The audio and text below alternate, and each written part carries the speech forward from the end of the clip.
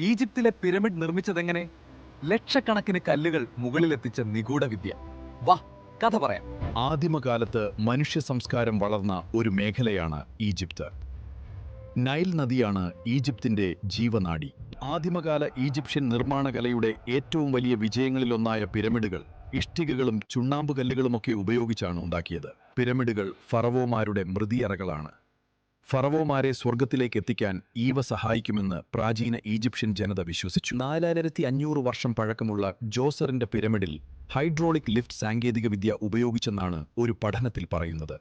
കല്ലുകളും മറ്റു നിർമ്മാണ വസ്തുക്കളും പിരമിഡിന് മുകളിലേക്ക് എത്തിക്കാൻ ഇവ സഹായിച്ചിരുന്നത്രേ.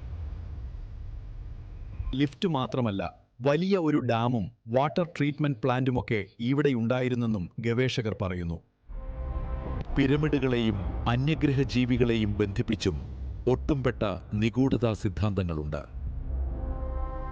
ഇന്നത്തെ കാലത്ത് ഇത്തരം നിർമ്മിതികൾ പൂർത്തീകരിക്കാൻ മനുഷ്യവംശത്തിന് സാധ്യമല്ലായിരുന്നെന്നും അന്യഗ്രഹ ജീവികളാണ് പിരമിഡുകൾ നിർമ്മിച്ചതെന്നും ഈ സിദ്ധാന്തിക്കാർ പറയുന്നു.